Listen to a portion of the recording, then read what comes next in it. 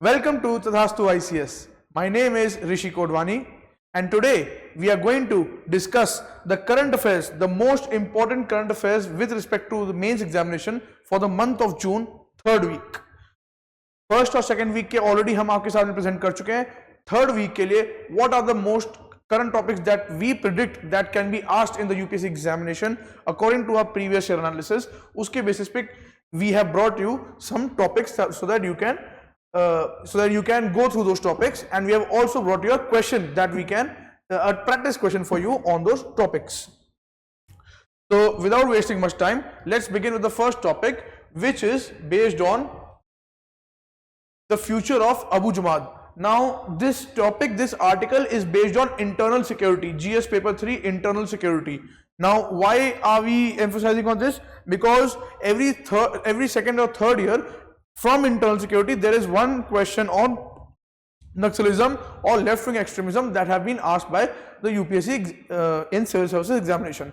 So Naxalism, recently we have also seen there are a lot of activities that have taken place in the Naxalite areas where the security forces have encountered some top leadership of the Maoist organizations, terrorist organizations. Therefore, in that background, this article becomes very important. Now, before we understand this article, let's first understand what the question is. What the question is about this article. The question says, what does the concept of liberated zone signify in the context of left-wing extremism in India? Discuss the implications of Maoist extremism on the internal security of India. This question has to be answered in 150 words and 10 marks. So this is the question. After reading the question, let's go back to the article, understand the article, and then we'll again revisit this question. But keep this question in mind while understanding this concept. Question is about the liberated zone and how is Maoist insurgency or how is Maoist extremism going to have implications on the security of India, internal security of India. So why it is in news? Because the Union Home Minister has already announced that the Maoist insurgency will be eliminated by March 2026, by 31st March 2026. So Abujhmad is about to be liberated again, but this time from Maoists. What does this line mean? That this place Abujhmad was earlier liberated, but was liberated from Indian control, and Maoists established their own control. But this time, after Maoists would be eliminated by 31st March 2026, now it would be liberated from the control of Maoists. So, अब इसका क्या मतलब है? So first of all, what is Abujhmad? Abujhmad is a name of a place. Where is this place? It is a densely, nearly impenetrable forest region which is largely unsurveyed. Where is this place? This forest area is larger than Goa. It is spread across 3 districts of Chhattisgarh. That is Narayanpur, Bijapur and Dantewada. And there is one district of Maharashtra, that is Gadchiroli. Now, about this, the census of 2011 declared that there were 40,000 residents in this area. And the people of this area belong to the Gondi tribe, which is one of the 7 particularly vulnerable tribal groups of Chhattisgarh. So in the state of Chhattisgarh, there is one very dense forested area known as Abujhmad, which is today under the control of Maoists. How did it came under the control of Maoists? Let us understand that. So during the time of Britishers, this area was considered as an excluded area. That means no one. Excluded area means no Britishers, no government control is there, and the government does not feel government does not want to establish their control. Therefore, they keep this area to be an excluded area. So these areas were left untouched. They did not want it under their control. They did not want to carry out the development in any matter. Therefore, they consider it to be excluded. हमें इसके कोई लेना देना नहीं है, इसको ऐसे ही रहने दो. In independent India also, the independent Indian government also did not paid any much attention to this area, and the fruits of development did not reach the place of Abujhmad. The region has therefore not seen the negative consequences of development either. चाहे जब development ही नहीं हुई, तो positive और negative facts दोनों ही नहीं मिलेंगे. In this backdrop, Maoists took advantage of lack of development and they established their own control in the place of Abujhmad. तो माओइस्ट ने जब अबू जमात को अपना एरिया, अपना हेडक्वार्टर बना लिया, तो that simply mean that they have eliminated, they have got rid of all the government of India representative, whether it is MP, MLA, police, post office, teachers, any kind of representative of government, they have eliminated. There is no control, there is no presence of such people in this place of Abu Jamaat. Hence this area, they have named it as liberated zone, that they have liberated Abu Jamaat from the control of the government. What is a liberated zone? Such regions where Maoists have taken control of the territory by eliminating all the class enemies. What are class enemies? Anyone who is not agreeing or not accepting with the ideology of the Maoist is considered as class enemy. चाहे वो police वाला हो या politician हो और businessmen और the rich landlords who are against the ideology of Maoist, they are all considered to be as class enemies. So how will you establish liberated zone? By eliminating all the class enemies. So it is a violent ideology. Now, what are the opportunities available in Abu Jamaat? What are the opportunities available in Abu Jamaat? It says the idea is to build new roads, police stations, schools, hospitals, that is to carry out more development. Tabhi to our government will be able to establish their control in Abu Jamaat and will eliminate all the Maoists. Agar Maoists have to be gotten rid of, then such new infrastructure developments have to take place, which will benefit the people of Abu Jamaat. Over the last few years, iron ore has also been started to mine from the areas just outside Abu Jamaat. Abu Jamaat also produces what is possibly the purest form of organic food. So it can be a source of organic food and the source of organic food exports. Then in the Sal forest of Abu Jamaat, mahua trees also flourish. And what do the women of these areas do with such mahua forest? They collect the mahua flowers and make liquor out of it, so as a traditional drink. So these are the different economical opportunities that can also be seen in Abu Jamaat. There is one NGO, that is CG Net Swara. CG is Chhattisgarh Net Swara, is trying to start a platform called Abu Jamaat AI, Artificial Intelligence Radio. This will have an AI agent which will ask hundreds of Abu Jamaatis about their problems and what development they wish to see in the region.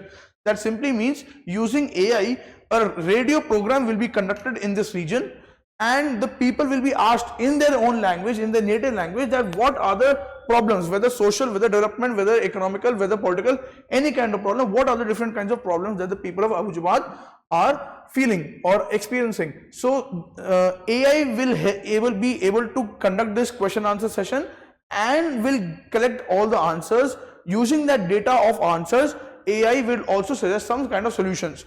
Such a report will be submitted, a radio program will be made from this and taken to the government officials. Such a report will be submitted to the government officials so that they can take some actions and can help in satisfying and fulfilling the demands of the people of Abu Jamaat. Now, the last topic in this article is that what were the different government initiatives? Government ने क्या-क्या steps उठाए हैं इस area में? So what are the different government initiatives? The government has believed in holistic long-term policy in the areas of security, development, ensuring rights, entitlements of local communities, improving governance and perception management to left-wing extremism. इसके लिए the government has launched something known as Samadhan Doctrine. This is a very important word for all of you, that whenever there is a question on Naxalism, the government has launched in 2017 something known as Samadhan Doctrine, which is a comprehensive approach. The full form of Samadhan Doctrine is smart leadership, aggressive strategy, motivation and training, actionable intelligence, dashboard based indicators, harnessing technology, action plan for each theater, and no access to financing. So when the government will take steps on all these, when the government is going to take steps on all these following criterias, on all these sectors, then a comprehensive approach to eliminate and to completely weed off the problem of Naxalism can be achieved. The government has also launched something known as Aspirational District Program 2018, which aims to rapidly transform the districts that have shown lesser progression in development. Then some certain specialized forces like Greyhounds of Andhra Pradesh, like C-90 force of Maharashtra and Cobra force of CRPF have also been deployed to carry out to carry out counter Naxalite operations in India. As a result of which we have seen recently that the top leadership of Maoists have also been eliminated or captured or surrendered. Now, in the light of this above article, let us try and understand this question once again. What does the concept of liberated zone signify in the context of left-wing extremism in India? So what is the liberated zone? We have understood that the idea of liberated zone is to establish their own government and to establish the government of the Maoists, control of the Maoists by eliminating the control of the government of India. Discuss the implications of Maoist extremism on internal security of India. What are the consequences? What are the implications of Maoist extremism? That simply means that if there is Maoist extremism happening in different parts of the country, then what are the different impacts that place experience? For example, there is further fear among the society, there is chaos in the society, then there is no development taking place, then there's youth, the vulnerable youth will further get inclined towards joining such extremist activities. That will be a pull factor for all of them, for the vulnerable youth to become Naxalites. Then there will be more and more money will be deployed from the part of government on the security forces, where such money could have been used in developing such areas, but now the money will be used in deploying the security forces. So many implications. So you can always answer this question. First, you will start with liberated zone. You will try and explain the definition of liberated zone.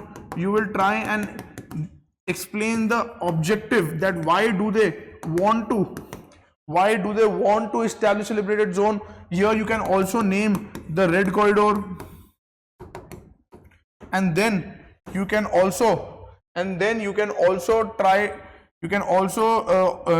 talk about how by violence liberated zone can be established. That is by eliminating all the class enemies.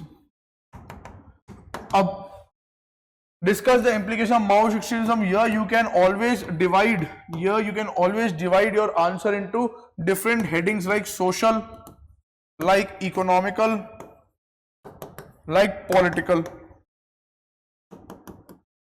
Social, economical and political. So what are the impacts of Maoist extremism on social part of the society, on economical part of the society and on political part of the society? That way it will be easier for you to identify what are the different problems in the Maoist affected regions. So that is how you can approach this question. This question has to be written in 150 words and 10 marks. Let's go ahead with the next article. And this article is from the GS paper 3 again, but it has a component of economy and it has a component of science and technology also. Here it says, why have special economic zone rules been relaxed? Special economic zone rules been relaxed? So first of all, before understanding the article, let us first go on to see what is the question that I have brought for you, and keeping that question in mind, we'll understand what is the article. So the question says, explain the functioning of a semiconductor in an electronic device. So this is a straightforward question from science and technology. That is, how does a semiconductor function? Critically examine the steps taken by the central government with special reference to the role of special economic zones in boosting India's semiconductor manufacturing sector. So here we have merged science and technology ka part as well as economics ka part. So here you can understand that how it is asking you to examine what are the different steps taken by the government, and you need to give special reference on the role of special economic zones in boosting the semiconductor manufacturing sector of India. So with this question in our mind, let us try and understand this article which has been there in the news. So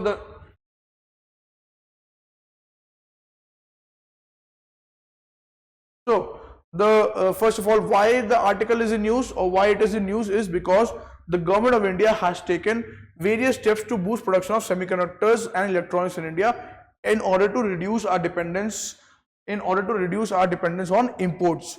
Why is India wanting to reduce the dependence of semiconductors, reduce the dependence of import of semiconductors? Is because of two reasons. One, it will boost the domestic manufacturing and therefore increase the GDP as well as the manufacturing sector as well as the employment in India. The second is that when you are dependent on others, when you are importing, then you are depending solely the supply chain. The supply chain is coming from outside. Then your technology, your development, your advancement depends upon the foreigners, other countries, how their relationship with you is. That is the second point, that your development is dependent on the development or is dependent on the mood, the discretionary, the mercy of the other nations. Therefore, we should have our own. We should become self-reliant so that we are not dependent on others. Third, by reducing our dependence on imports, we will also save our foreign exchange reserves and help in maintaining the strength of our Indian currency. That is, more we import, the lesser strong the strength of our currency reduces. So these are the different reasons why we want to reduce our dependence on imports and establish our own semiconductor manufacturing unit. Recently, the government has gone a step further and has relaxed the key rules related to special economic zones to further encourage the domestic manufacturing of semiconductors. So, इससे पहले what are those changes that the government has done? Before that, let us understand what the semiconductors are.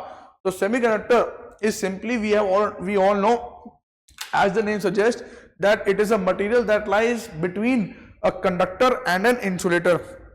A conductor is simply a device, or a conductor is simply a material like metals which can conduct the electricity. The electricity can pass from one end to the other end. That such kind of material is considered as a conductor. Jaise we have a copper wire. At the same time, we have wood or we have plastic, in which the one side of the plastic will not allow the electricity to go on to the other sides. That means the material is not allowing the electricity to pass through it. That means the material is insulating the electricity. Such materials are considered as insulators. So a device which lies in between a conductor and an insulator is considered as a semiconductor. And how is electricity conducted? We all know electricity is generated by the movement of charges. So in a circuit, in a device, if there is flow of charges, and most of the time we are saying that there is a flow of negative charges, that is, there is flow of electrons. So if there is flow of electrons from one side to the other, then there will be flow of electric current, and if there is flow of electric current, that means electricity is being conducted. So how is the electrons be able to flow from one side to the other? Because of something known as potential difference. What is potential difference? Where there is high voltage on one side, where there is low voltage on the other side, then there is a potential difference created, and the current flows from high voltage to the low voltage. So that is a simple understanding of how the semiconductor can function by attaching it against a potential difference. One. Second is that semiconductors, generally what we see is that the conductors conduct electricity, but as we increase the temperature of the material, the electricity conducting power, which is also known as conductivity, that reduces.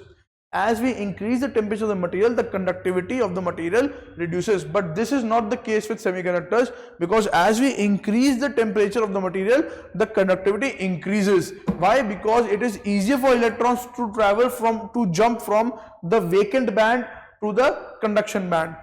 So that way, when the electrons are jumping from the vacant band to the conduction band, or the valence band to the conduction band, then the electricity will start to conduct. So that is a simple functioning of semiconductors. Why have there been so many concerns about semiconductors? So now let us understand the political aspect and the economical aspect. We understood the science and technological aspect of semiconductors. Now let us understand the political and economic aspect of semiconductors. The question is, why have been there so many concerns about the semiconductor shortage? So first of all, because the materials, what we have seen is that the countries in the whole world which are responsible for producing semiconductors are very less. और अगर इन countries में अगर कोई problem आ गई, then there is no hope for semiconductor supply in the across the world. Second is that there is no skilled workforce available which are getting interested in semiconductors, and therefore there is very less public participation, or there is very less workforce which is participating in the manufacturing of semiconductors. The third is the raw material that is required, in the fabrication process, like critical minerals and resources, that are again very less, that are also available with few countries only, therefore the process of fabrication of semiconductors is also becoming slow, and is getting dependent on few countries in the world. Therefore there is a concern about shortage of semiconductors. But why there is a concern is because the entire electronic world, the more smart, like I have also the more smart the world becomes, the more internet dependent the world becomes, the more AI oriented and computer based the world becomes, more is the need of semiconductors. But at the same time, there is a lot of supply chain limitations. There are a lot of challenges in the supply of the semiconductors, and therefore there is a lot of concern. और क्योंकि supply कम है, therefore the prices of the semiconductor will also rise. There is this one statistics for all of you to remember that you can quote in your examination, which says that according to Semiconductor Industry Association, China has accounted for 35% of all the semiconductors manufactured throughout the world in 2021. One country has been manufacturing 35% of the material for the rest of the world. The remaining 200 countries are only, out of 200, let's say 10, 15, 30, 50 countries are producing 65%, but one country is producing 35%. So following COVID-19 pandemic, including India, several countries realized that the concentration of supply chains in one country poses a huge risk for any other country to be dependent upon its supplies. So what are the steps that the government of India has taken? The government of India has made a goal which says that India's semiconductor market is projected to reach $55 billion US dollars by 2026, reflecting its focus on domestic manufacturing. इसके लिए government ने क्या किया है? The first step that the government has taken is production linked incentive scheme, which was launched in India in 2020, and it aims to upscale the domestic manufacturing of semiconductor sector. In this scheme, what will happen? Both domestic as well as foreign companies will receive some financial incentives for manufacturing in India, and for using employment in India, and for using raw materials that are present in India. The second scheme that is there is DIR 5. This is not V, this is fifth. Roman May 5 it is written. So Digital India Risk 5th generation program was launched in India in 2022, which again it aims for making India self-reliant and promote indigenous innovation in the field of microprocessors, that is to increase the speed of the computers. Here, what does the word RISC stand? The RISC stands for Reduced Instruction Set Computer Processors. This is a more advanced technology in computer processing, finds versatile applications in so many sectors. Therefore, in so many sectors, such processors are required. How are these processors going to be constructed or made? They are going to be made in India under DIR 5 program, which was launched in 2022. They excel in space-constrained designs and complex computational tasks. Then India, there was also in 2024 Semicon India Conference, in which India brought together or decided that engineers and technicians, 85,000 engineers and technicians will be trained by different educational and research institutions, so that these engineers and technicians can become skilled and work in semiconductor industry. There have also been some international collaborations in India. For example, Vedant and Taiwanese chip maker Foxconn have signed a memorandum of understanding to set up a plant in Gujarat. Similarly, in Tamil Nadu, Singapore's IGSS Ventures are also going to set up a $3.5 billion plant. In 2024, Powerchip Semiconductor of Taiwan and Tata Group have also partnered to construct a semiconductor facility in Dholavira in Gujarat. So there are so many international collaborations that are also taking place, which can also help in boosting the development of semiconductor sector in India. The last is what has the latest step. So the latest, this whole was not in the news. What was in news was the relaxation of special economic zones.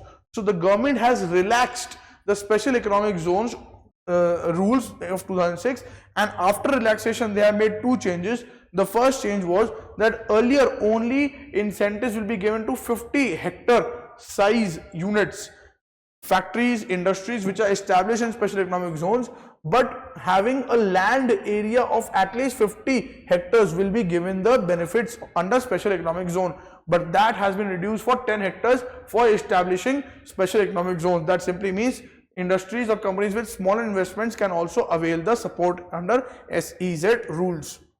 More participation is required.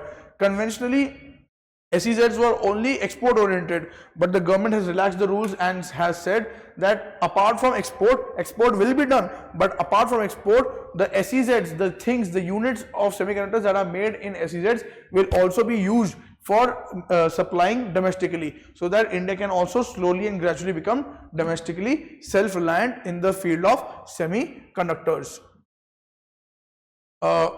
So that is the latest step that has been taken. Now let us revisit our question again, and here let us understand what the question is saying. It is saying that explain the functioning of semiconductor in an electronic device. So how does a semiconductor function in an electronic device? We can start by giving a definition, what is a semiconductor, and then we can start by explaining that how is electricity conducted, and what is the role of potential difference in conducting electricity, how is potential difference created by the concentration of electrons, and what is the role of valence and the conduction band in semiconductors.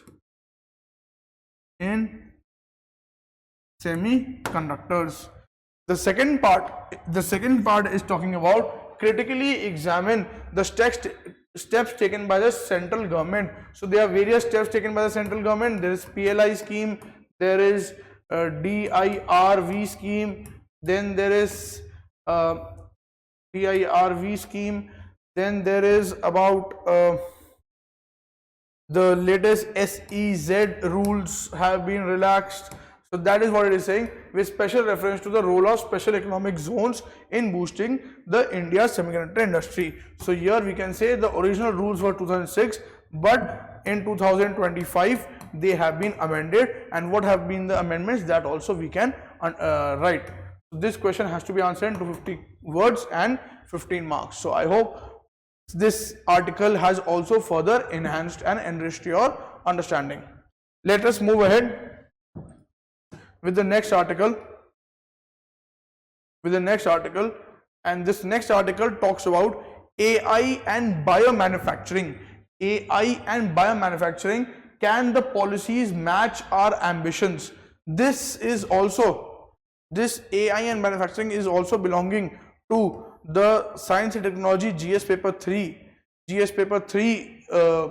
but this is also so much in demand and so much in news, that is AI and biomanufacturing. So there is a question that we have tried to frame on it. For example, the question says the convergence, that is the meeting of AI and biotechnology, promises revolutionary advances in India's economy.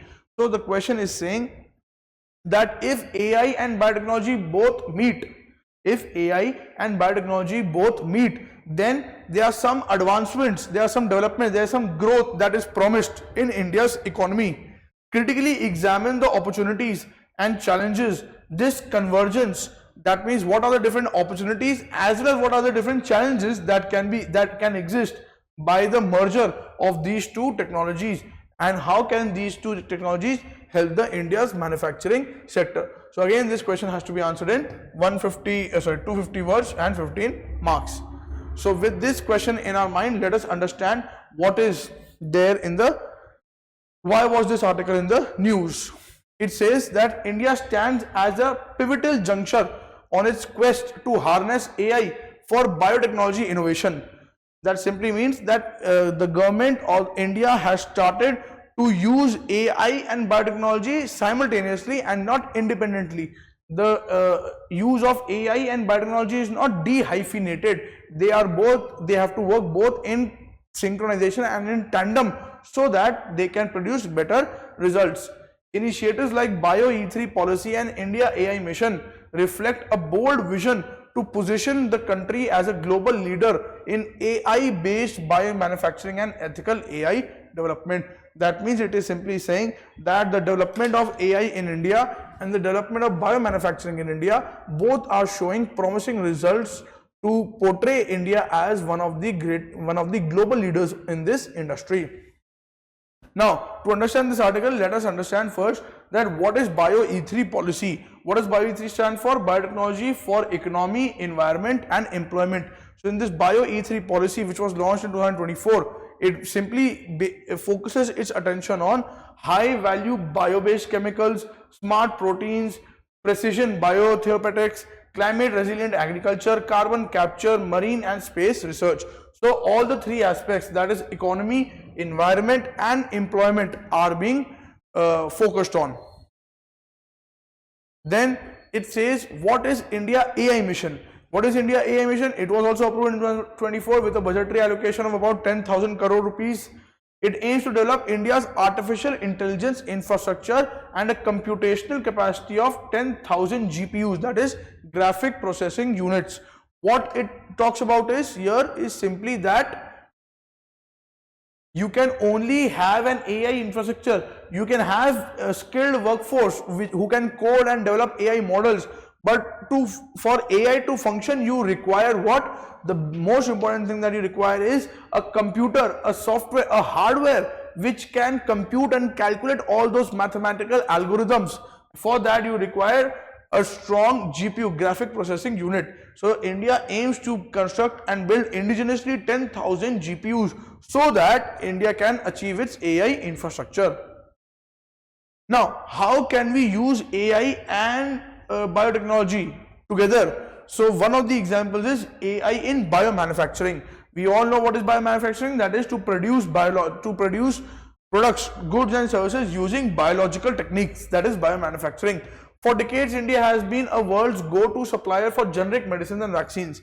But this thing has been further brought to notice when AI has started sweeping through global life science industry, where many biomanufacturing facilities have already started using robots for precision tasks, for biosensor streaming and for AI models quietly optimizing, where everything from fermentation to packaging can be done using AI robots. So that is the first thing of how AI has started being employed in biomanufacturing. There are two examples. The two examples are Biocon. There is this one company known as Biocon, India's largest biotechnology firms, is integrating AI to improve drug screening and drug testing. By leveraging AI-based predictive analysis, Biocon will enhance the efficiency of fermentation and quality control. इससे पहले दवाइयां खराब हो जाएं, AI will help in determining which lot of medicines is about to become waste, and therefore it is high time for getting those lot of medicines to be preserved. So that way AI can help in maintaining the quality control also. Another example is Bangalore-based Strand Life Sciences, which uses AI in genomics and personalized medicine, helping accelerate drug discovery and clinical diagnosis. How to identify what disease is happening, for that also AI can be used for understanding how a medicine can function inside a body from one person to the other. Every person's body will react to AI differently, and therefore there is a specialized role required for all people, specialized role required for all people to specialized role required for all medicines which will be functioning differently on the functioning differently on the people. So AI can help us in identifying those differences. Now, as a result of using AI in manufacturing, what have the results? What are the different results that we have achieved? So, for example, the first thing that we have got is fewer failed batches, lesser waste, and products that are consistently meeting the gold standards of quality. What does that mean? That simply means that we have been able to optimizing our usage of resources and not allowing waste of resources, so that the money is not wasted, so that the energy is not wasted, and we are focusing our energy on the exactly precise channel and direction, so that our resources are not wasted. For a country like India, where every rupee and every dose counts, these gains can be transformative. But there are some challenges also. There are some problems also. The first problem that we have is that the rules that govern how new drugs and biologics and manufacturing process comes to the market was written differently. But the use of AI was never included in the rules which discussed of how the drugs and how the vaccines will function. How will AI impact? That was never included in the rules, because when rules were being written down, AI was not present at that time. But today's AI driven systems don't always fit neatly into such boxes. Why? Because when an AI model is used to control a bioreactor, when we are using AI, when we have incorporated AI technology for mass production of medicines and vaccines to predict the yield of a vaccine batch, then how do we know that such data is reliable? Then how do we know, who checks that the data it was trained on is representative of India's diverse conditions, and that it won't make a catastrophic error if something unexpected happens? So who is responsible for giving these answers? Answers to these questions. These questions still remain unanswered, and there is an urgent requirement that the use of AI should be there, but there should be certain regulations, certain checks and balances, certain restrictions, and certain standard SOPs, standard operating protocols should be established for use of AI in such life-changing sectors like biomanufacturing. So what is the way forward? India needs to move quickly towards a risk-based adaptive regulatory framework. This means that defining the context of use for every AI tool, setting clear standards for data quality and model validation. So we need a clear setting standards for the use of data analysis and AI.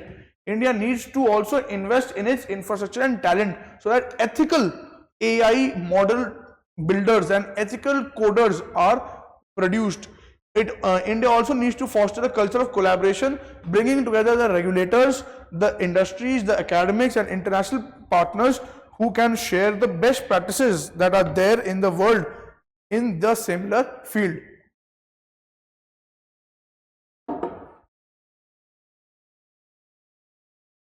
With this article, with the understanding of this article, now let us understand the question once again, and it says, the convergence of artificial intelligence and biotechnology promises revolutionary advances in India's economy. That simply says, the question is positively saying that the use of AI and the use of biotechnology, if we merge them together, then India's economy, that is GDP, can be boosted, can be improved. Critically examine, that is the opportunities and challenges, yani what are the positives, and what are the negatives, with the positives and negatives with respect to the convergence that poses with the India's manufacturing sector, yani India ki manufacturing sector. And precisely which manufacturing sector are we talking about? We are talking about biomanufacturing sector. So what are the opportunities available in the biomanufacturing sector, and what are the challenges available in the biomanufacturing sector when these two technologies will be merged together? This is the question that you have to answer in 250 words and 15 marks that we have already understood. Coming to our last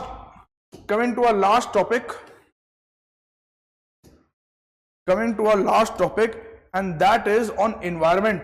Again on GS3, our last topic, that is on environment, and this says that in a first, center sanctions over 300 FRA cells to facilitate implementation of Forest Rights Act across 18 states and union territories. First of all, what is FRA? Forest Rights Act. We all know Forest Rights Act cells.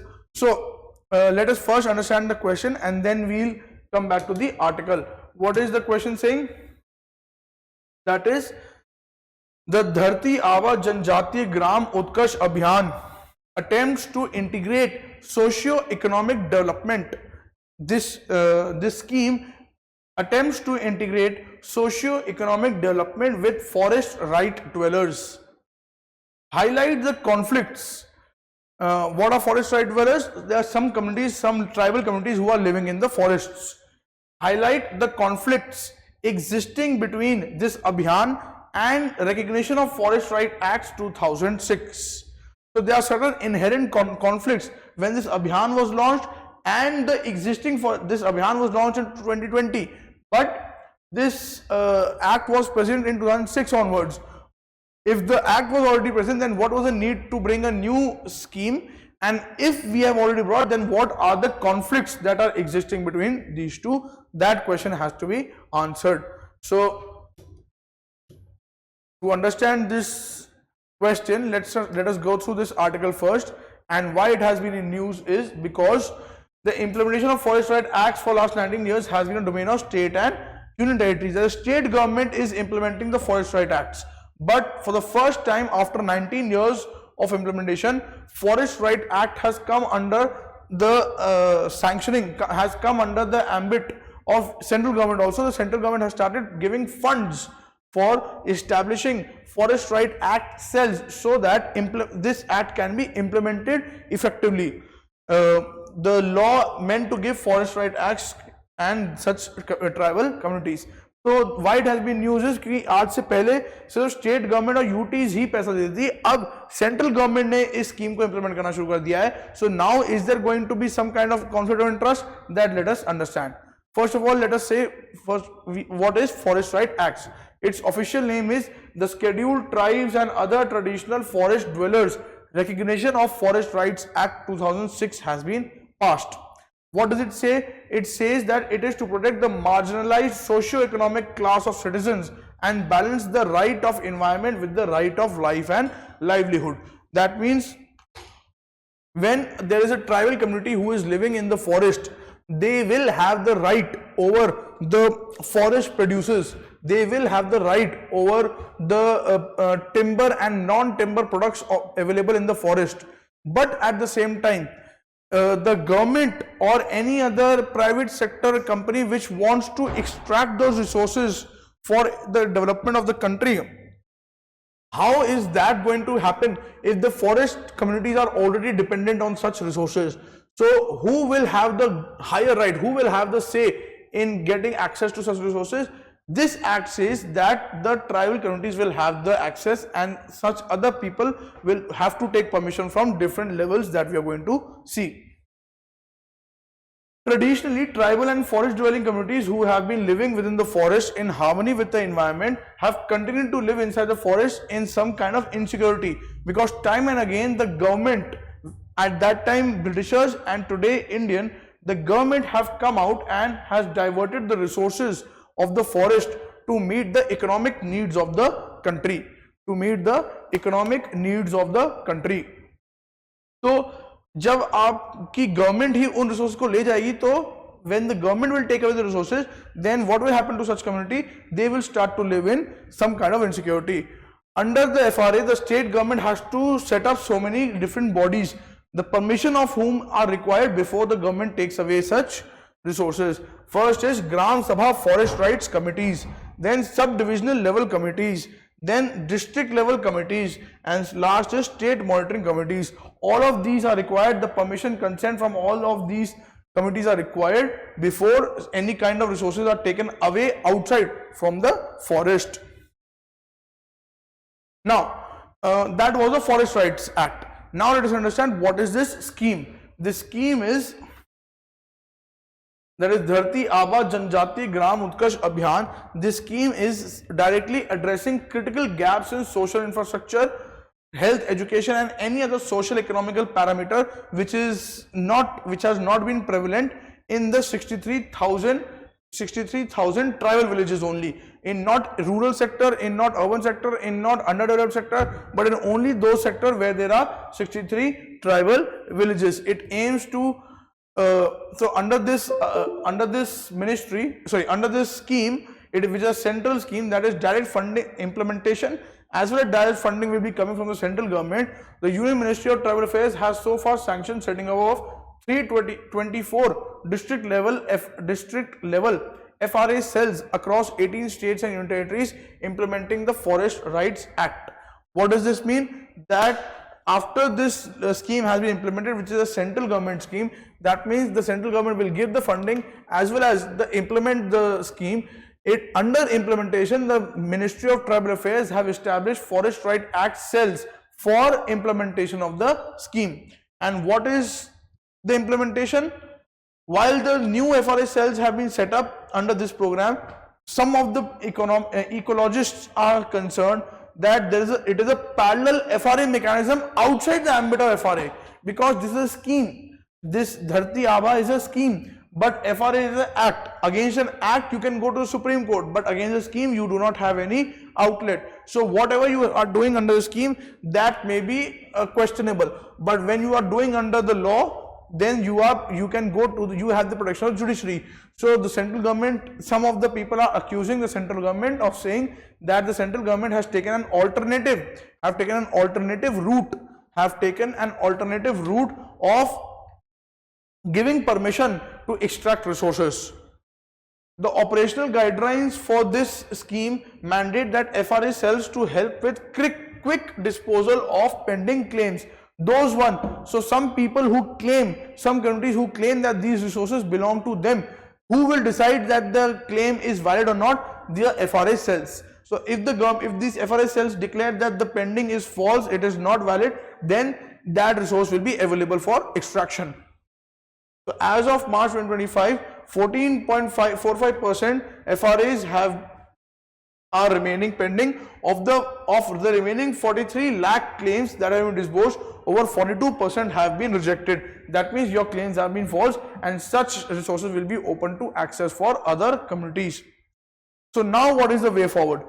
Under the new scheme, the guidelines clearly spell out that FRA cells will deal only with the matters related to the FRA implementation as directed by the district administration, and that it will help both the claimants, the local communities, as well as the Gram Sabhas to prepare claims for framework before the approval committees. Creating more committees will not address the structural problems of implementation, because it is well known fact that the large reason for pending claims is because of the so many district level committees and sub level committees, they are not meeting on time regularly to fulfill and to resolve such claim related cases. So at the end of the day, the government is going ahead and trying to extract resources without any judicial oversight. So it is something to be worried about. So in this background, let us understand what is the question. The question says that the Dharti Aba Janjatiya Gram Utkarsh Abhiyan attempts to integrate socio-economic development with forest right dwellers. So the objective is good, that is it aims to integrate the socio-economic parameters of the forest right dwellers communities. Highlight the conflicts that exist between this scheme and the Forest Right Acts that is there, and how is it going to have an impact on the communities. So this question has to be answered in 50 words and 15 marks. I hope this article is clear to all of you. With this we come to an end. To our today's current affairs session for mains perspective, in which we have covered the important topics that were present in the third week of June. We were come back for you. We will come back with you by bringing in some more relevant topics in the next session. Till then, prepare, keep good health, and keep preparing for mains examination. And I wish all the very best to all of you. Thank you.